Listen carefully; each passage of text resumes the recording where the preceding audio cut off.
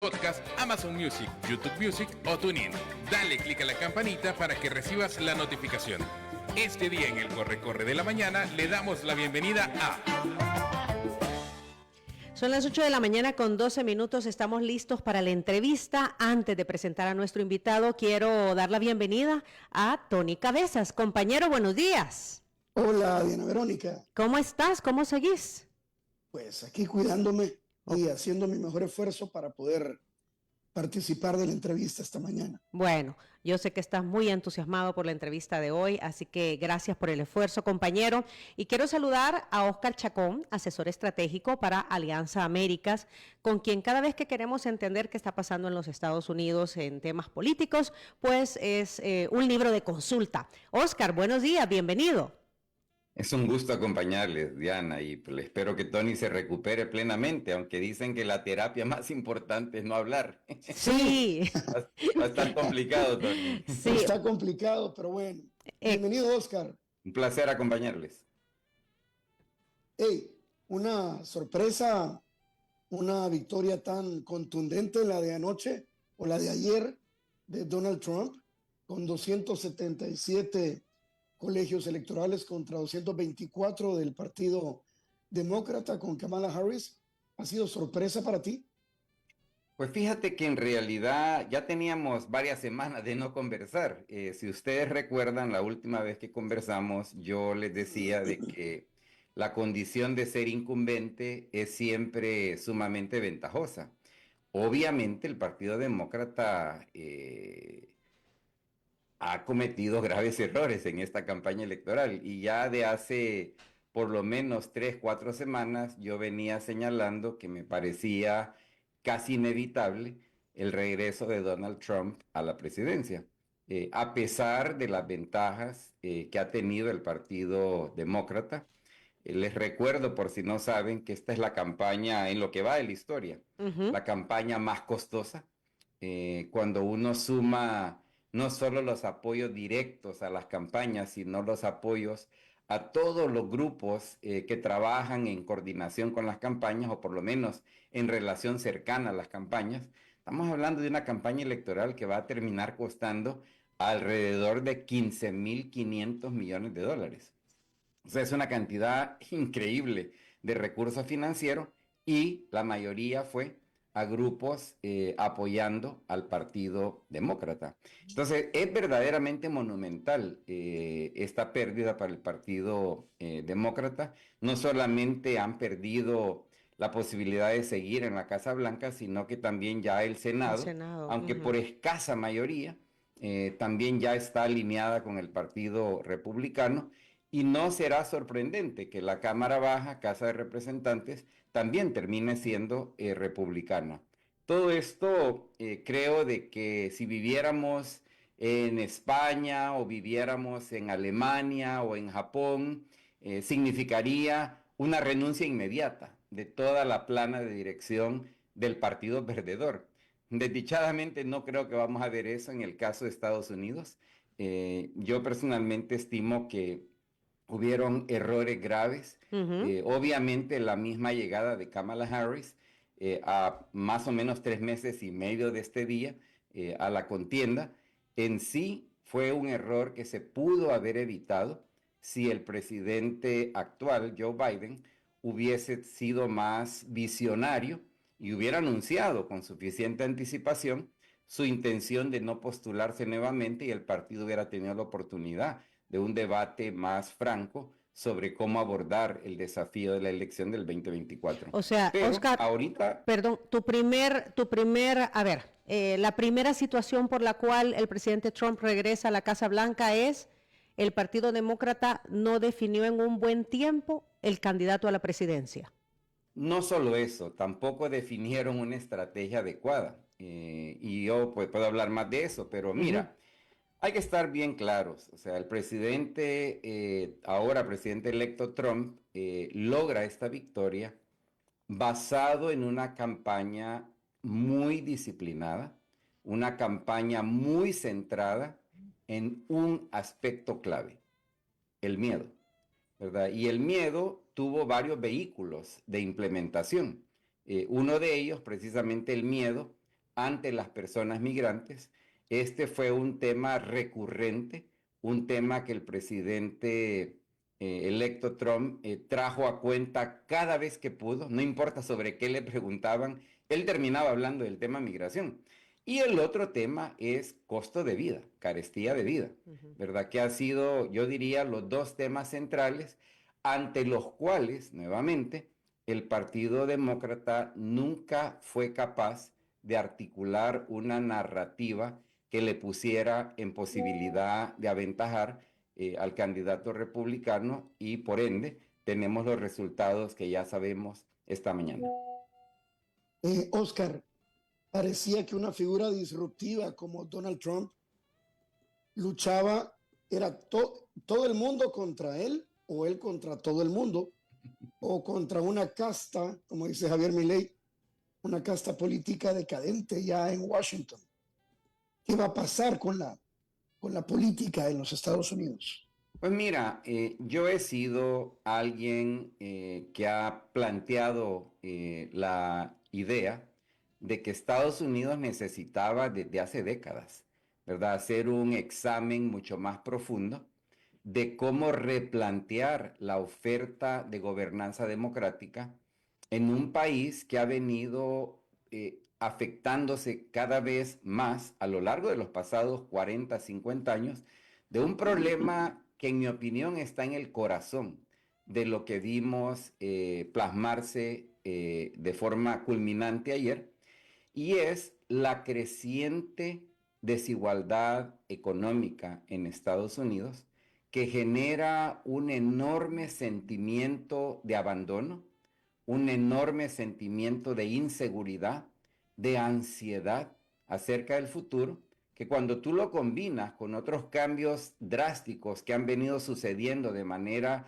lenta pero progresiva a lo largo de, repito, las últimas 4 o 5 décadas, demandaban a un partido demócrata y en general a una clase política reposicionándose ante esa realidad.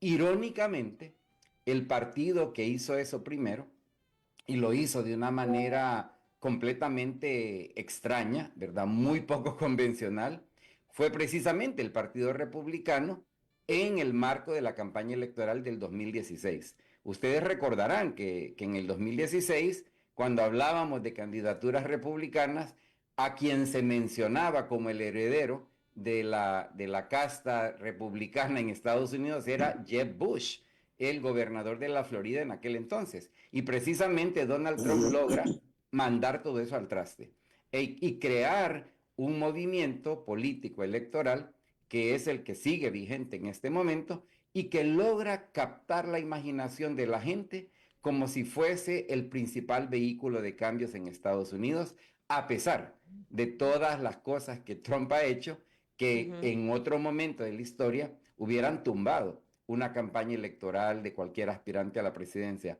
El Partido Demócrata jamás hizo nada de esa naturaleza.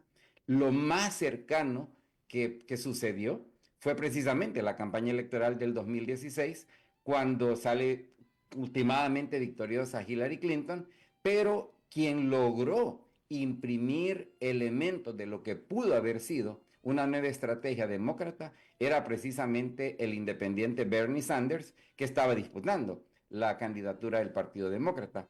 Desde entonces para acá no hemos tenido realmente ningún esfuerzo genuino de innovar. Y esto le negó a la candidata demócrata la posibilidad de competir desde una lógica verdaderamente asimétrica a la lógica impuesta por, en este caso, el Partido Republicano y Donald Trump, que como ya hemos visto, termina siendo exitosa.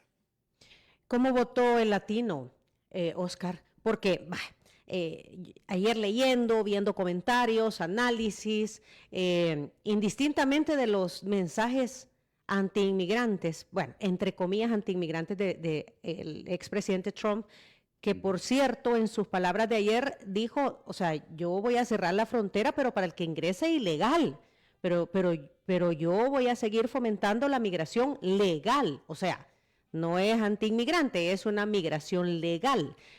Ante todo esto, ¿Qué análisis hay, si se puede saber ya, Oscar, del voto latino?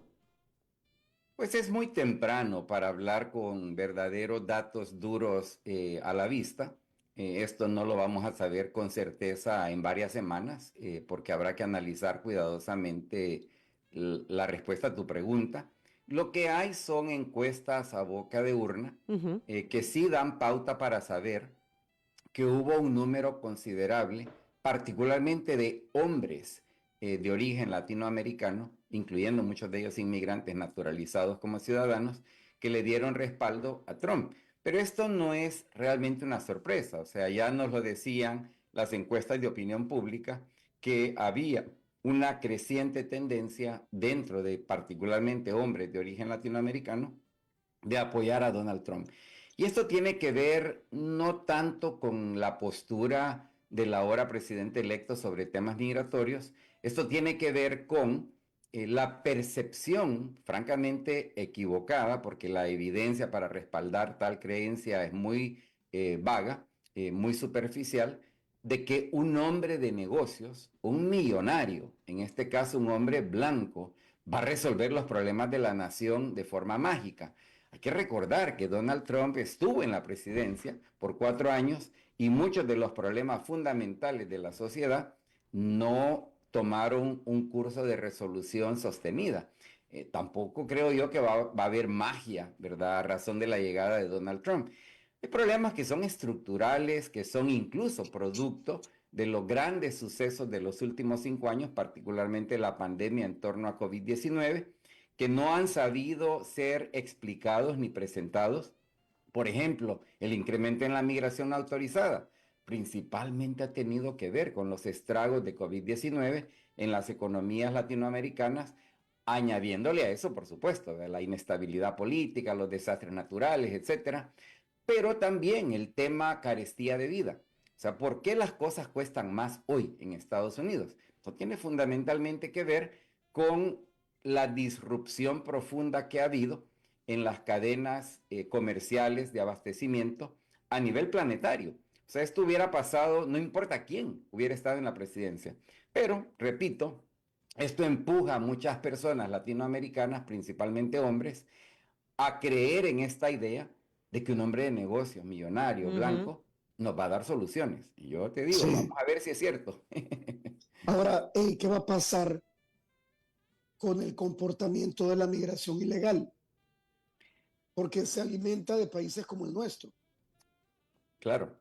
Mira, yo siempre hago analogía entre el tema de la migración no autorizada y la tendencia histórica que ha tenido el Estado, y no estoy hablando únicamente del Estado en los Estados Unidos de América, el gobierno, a querer resolver cosas que no le gustan con prohibición y castigo, ¿verdad? Aquí podemos regresar incluso a la era de prohibición de la producción de bebidas alcohólicas, ¿verdad? Que Ujú. causó muchas muertes en los Estados Unidos, causó mucha violencia y no se resuelve de forma contundente hasta que se legaliza, ¿verdad? Y se regula la producción del alcohol. Hay algo similar que estamos viendo en las últimas décadas con, por ejemplo, los referendos que buscan aprobar el uso de una droga como la marihuana, que Ujú. ahora es regulada y vendida como cualquier otro producto en muchos estados de la Unión Americana. La migración tiene en el sentido estructural, ¿verdad? Una situación similar. El problema que tenemos en Estados Unidos es que los caminos para poder transitar de país a país de forma autorizada son muy pocos y muy obstusos en términos de números. O sea, si tuviéramos programas verdaderamente robustos para canalizar la migración, ¿tú crees que alguien se arriesgaría corriendo de los riesgos que implica la migración no autorizada? Es absurdo. O sea, nadie emigra de esa manera porque crean que eso es lo mejor. La mejor opción sería emigrar de forma autorizada, ¿verdad? Con algún tipo de visado. Pero ahí es donde está el corazón del problema, porque la política estadounidense prácticamente desde la década de los 1960 hasta la actualidad ha sido una política que niega la realidad que los datos nos señalan. Y es que la migración ha sido, es hoy y seguramente va a seguir siendo extremadamente beneficiosa para los Estados Unidos de América. Es más, no solo es beneficiosa, sino que es imperativa, porque la realidad demográfica de Estados Unidos es una donde no vamos a tener capacidad de renovar incluso la mano de obra que el país necesita para funcionar.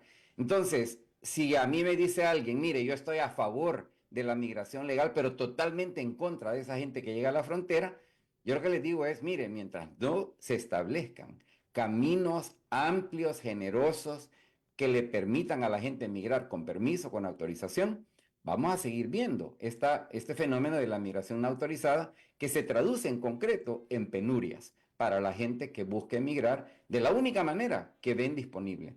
Y ahí está el gran desafío a futuro de Estados Unidos. Yo les adelanto que una de las promesas más importantes de el ahora presidente electo La deportación. es que va a impulsar la deportación más grande en la historia de Estados Unidos. Mira, si tú vas y hablas con empresarios, te van a decir, mire, es una locura. La idea ni siquiera de que van a deportar $1 millón, 1 millón de personas, significaría algo gravísimo para la manera en que funcionan diferentes sectores del mercado laboral en Estados Unidos. Donald Trump dijo que va a deportar a 10 millones, 15 millones de personas. Bueno, J.D. Vance dijo 25 millones.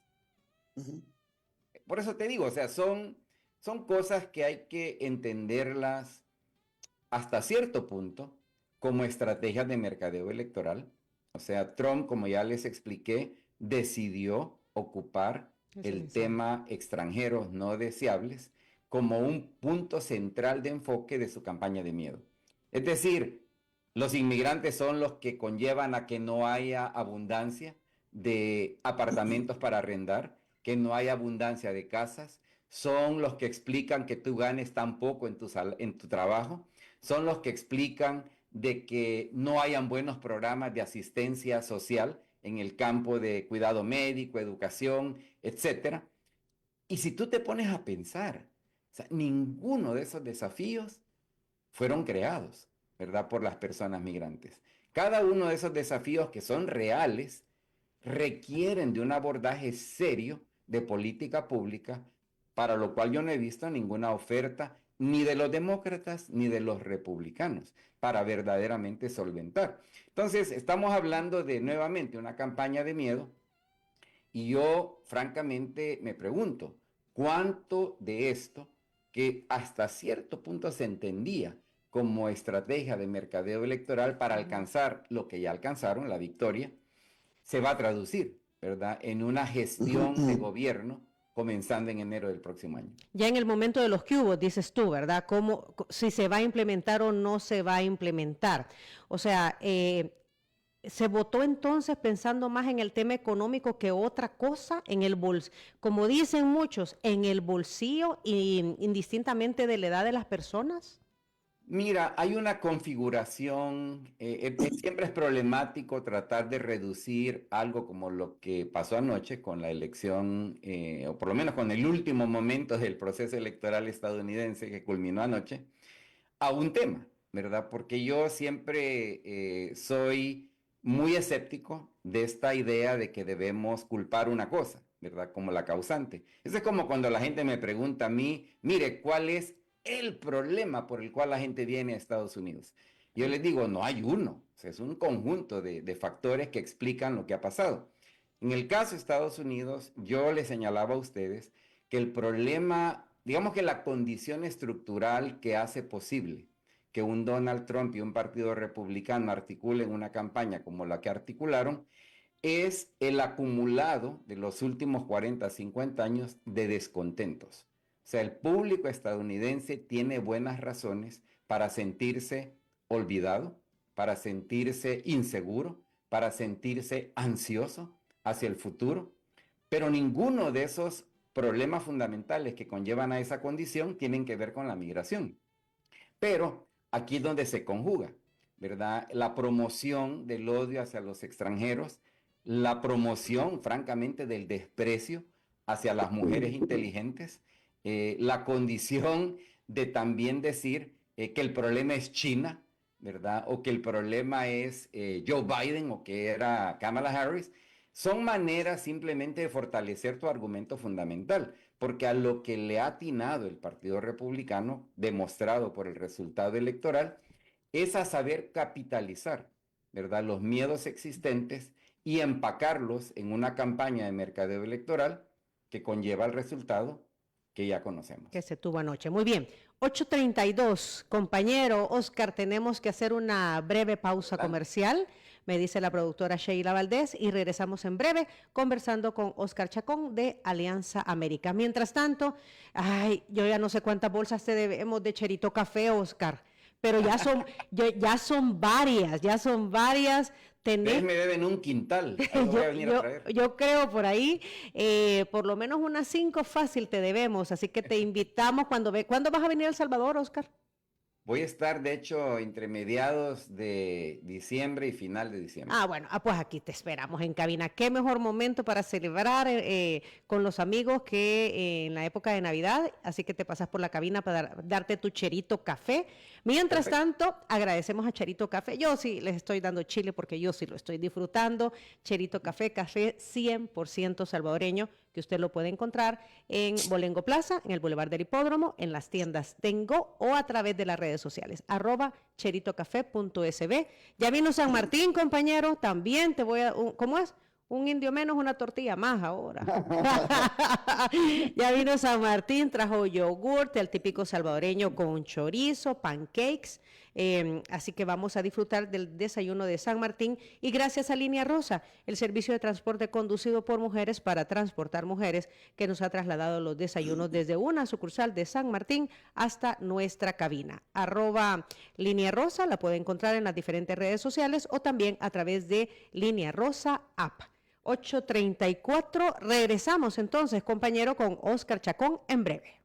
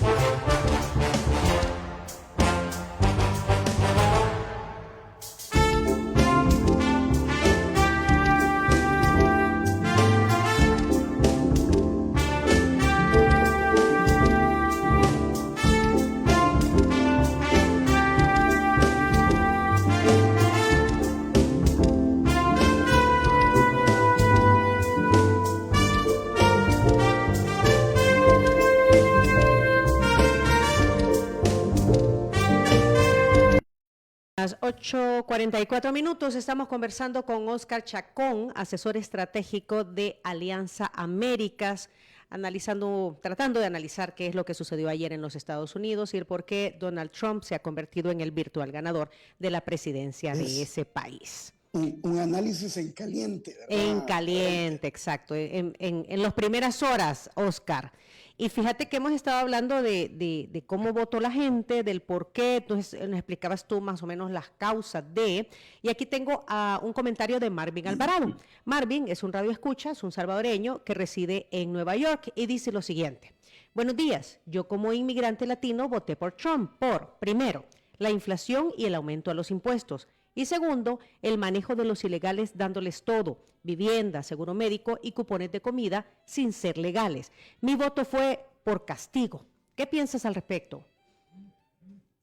Bueno, es muy ilustrativo el comentario porque yo he señalado también de que a diferencia del 2016, esta campaña electoral ha sucedido en un contexto de crecimiento exponencial en el rol que juegan los medios de comunicación digital, particularmente plataformas como X, antes Twitter, pero igual, ¿verdad? Muchas otras plataformas de diseminación de información digital que permiten literalmente crear mundos alternativos. Por ejemplo, la noción de que las personas extranjeras que han llegado en los últimos años, que por cierto, esto de usar el término ilegal, yo siempre le explico a la gente, las cosas y las acciones pueden ser ilegales.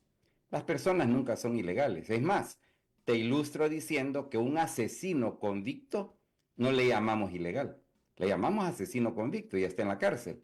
Pero el uso de la palabra ilegal en sí demuestra cómo este tipo de ideas se han masificado, se asumen como verdades. La idea de que las personas extranjeras solicitantes de asilo han recibido, mira, aquí yo en Chicago encuentro gente que me dice, no, si les están dando $10,000 mensuales para que se mantengan. Yo le digo, de veras, pues mire, yo voy a dejar de trabajar y voy a ir a decir que soy venezolano para que me den $10,000 al mes. Porque simple y sencillamente no es cierto, pero la gente lo absolutamente asume como realidad. Y en este sentido, no dudo de que hayan personas que votaron por Trump, entre comillas, por castigo al Partido Demócrata y a los gobernantes demócratas, pero yo creo que al final de cuentas de lo que esto se trata es de lo mismo que ya dije antes. La sociedad estadounidense, incluyéndonos a nosotros, los inmigrantes, somos parte de este universo de personas sujetos a realidades que nos hacen efectivamente vivir vidas que no son plenamente satisfactorias, son vidas que tienen muchas vicisitudes y es bien fácil culpar, en este caso, a los inmigrantes como la causa de los problemas. Yo he estado en varias entrevistas, especialmente en inglés, recientemente, que me dicen, no, los extranjeros son los culpables de abaratar el costo de la mano de obra. Yo le digo, pues qué extraño, porque la última vez que yo revisé, quien fija las tasas de salario mínimo y quienes son responsables de hacer que se cumpla la ley no son los inmigrantes, ¿verdad? Y no hay duda de que el salario mínimo en Estados Unidos, si hubiera venido siendo modificado como debería de haber sido, sería alrededor de $24, $25 la hora en Estados Unidos hoy. ¿Por qué $7.25? Bueno, porque eso le es extremadamente conveniente a quienes emplean a personas a quienes les pueden pagar tan poquito como eso. Nadie vive con eso, te soy franco. En ese sentido, repito, no me sorprende el comentario hecho por Marvin, creo que se llamaba. Marvin Alvarado, sí. Ahora, ha habido también tú reiteras que ha habido mucha desinformación también. Bueno, como está sucediendo en todo el mundo y en todos los temas, Oscar. Es absolutamente correcto. Sí, mira, lo que ha sucedido en realidad es que nadie hubiera imaginado que la comunicación digital, ejemplificada por redes sociales, pero no exclusivamente, realmente lejos de darnos una práctica más democrática, más fundamentada en datos, en realidad, nos ha llevado a una situación donde en esencia las personas pueden vivir en pequeños submundos donde se te da lo que sea que ya tú crees y se te refuerza lo que tú ya estás creyendo. Y esto permite precisamente que vivamos tan divididos como vivimos ahora. Hay realidades que son innegables y repito, los datos son contundentes.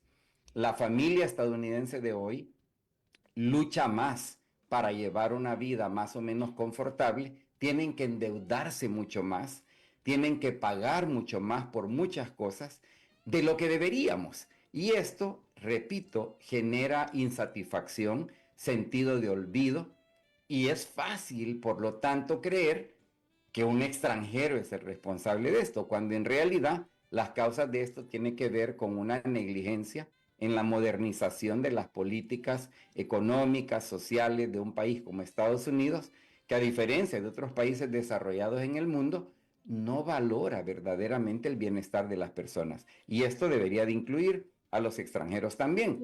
Pero te repito, tristemente los medios de comunicación no necesariamente han jugado a favor de un electorado mejor informado. Oscar, en un mundo multipolar, donde ya hay tres grandes actores que son China, Rusia y Estados Unidos, ¿quién amaneció triste y quién amaneció contento hoy? Benjamín Netanyahu, Vladimir Putin, Volodymyr Zelensky, George Soros, Nayib Bukele. Yo te diría de que varía, ¿verdad? Porque en el caso de Xi Jinping, el presidente chino, seguramente amaneció preocupado, ¿verdad? Porque indudablemente Trump ha ocupado el espectro de una China malévola, ¿verdad? Que le hace daño a Estados Unidos, cuando en realidad el rol que China ha jugado los últimos 30, 40 años ha sido ser la fábrica del mundo, incluyendo la fábrica de los estadounidenses. Porque todo lo que consumimos, compramos, vestimos en este país mayormente ha venido de las fábricas chinas, por razones que tienen que ver con generación de riqueza. En el caso de el presidente de Ucrania, seguramente también muy preocupado, ¿verdad? Porque lo que potencialmente pudiera significar una administración Trump a partir del próximo año es un gradual abandono de lo que ha sido la política de apoyo al esfuerzo ucraniano por combatir en contra de la invasión rusa. Aunque es un tema complejo, porque ahí hay que reconocer que hay intereses poderosos de los Estados Unidos, especialmente la industria de las armas, que es la que realmente sale beneficiada. El complejo militar industrial. Benjamín Netanyahu seguramente está feliz, ¿verdad? También esta mañana, porque hay una política súper comprometida de apoyo prácticamente incondicional y limitado, que no es tan diferente que la política del gobierno de Biden, ¿verdad? Que en realidad Biden, a pesar de que protesta de vez en cuando, el flujo de apoyo a Israel sigue sin parar, ¿verdad? Entonces yo creo que eso también hay que relativizarlo. Caso como el de Nayib Bukele, no estoy seguro, ¿verdad? Porque hay una afinidad en términos de conducta política entre una figura política como Bukele y Trump, pero si yo fuera Bukele, a mí me preocuparía el hecho de que me han atacado a mi país, han atacado a mi gente en el marco de la campaña electoral. Por ejemplo, el comentario que dijo, han enviado a todos esos criminales a Estados Unidos, lo cual en realidad no es verdad, ¿verdad? Pero añade a la narrativa que quienes venimos de América Latina a Estados Unidos somos todos criminales, ¿verdad? Entonces ahí, te repito, no estoy seguro si está plenamente contento o rascándose la cabeza Nayib Bukele con el resultado electoral anoche. Mercadeo político. Puede ver otros casos. Mercadeo político, esos mensajes, Oscar. Bueno, la gran pregunta precisamente que se hace medio mundo esta mañana es si todo lo que se dijo a lo largo del pasado año, como parte de la estrategia electoral del Partido Republicano y de la boca directa de Donald Trump y de J.D. Vance y de todos los ayudantes, ¿verdad?, de ellos, eran únicamente mercadeo electoral para llegar al final que hemos llegado, o se trata realmente, ¿verdad?, de el fundamento de un programa de gobierno. Y aquí hay que recordar el famoso documento conocido como Agenda o Proyecto 2025, un documento elaborado por la Fundación Heritage, un documento muy exhaustivo de 900 y pico de páginas que relata de manera muy detallada lo que debería de hacer una segunda administración Trump. Como ustedes saben, Donald Trump se deslindó, ¿verdad?, de ese documento, dijo que él no tenía nada que ver con eso, que él ni siquiera conocía el documento, pero el documento fue elaborado esencialmente por personas sumamente cercanas a Donald Trump. Hay un libro cuya publicación se postergó precisamente para el próximo año, un libro sobre la Agenda 2025. Quien escribe la introducción del libro es J.D. Vance. Entonces es bien difícil decir que ese documento no va a tener ningún papel en cuanto a lo que será la gestión de gobierno de una segunda administración Trump. Y les recuerdo que en el campo migratorio, la persona que va a estar nuevamente a cargo de manejar todo lo que tiene que ver con el tema migratorio va a ser Stephen Miller, que es una figura conocida por su desprecio profundo, particularmente a las personas migrantes provenientes de países que no son personas blancas de habla inglesa, protestantes preferiblemente, y esto preocupa, ¿verdad? Porque recuerden ustedes que en la primera administración Trump intentaron cancelar el DACA, intentaron cancelar el TPS, pero metieron la pata en cuanto a que no observaron las reglas de procedimientos administrativos, cosa que yo estoy seguro no van a cometer el mismo error en esta ocasión. Y ellos han dicho claramente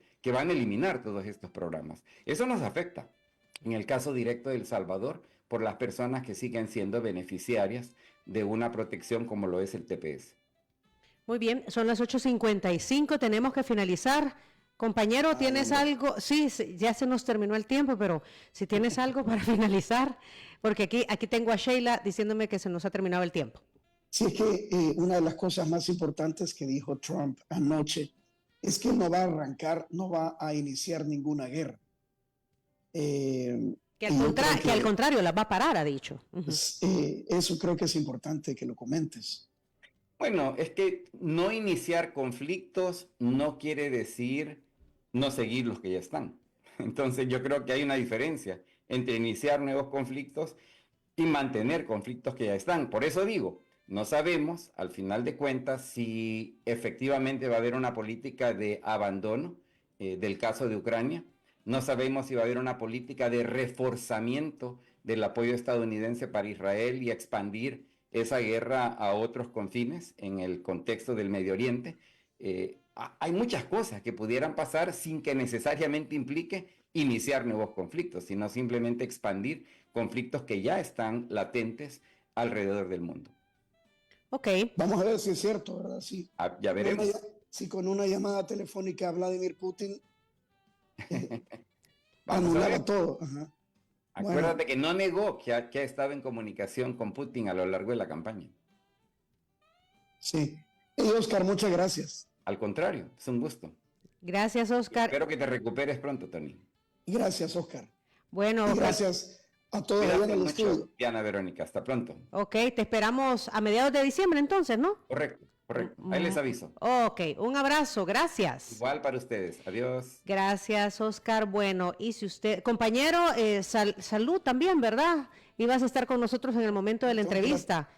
Me tengo que ir a tomar un montón de pastillas y a no hablar durante todo el día. Muy bien, que te recuperes pronto, a descansar la voz, compañero.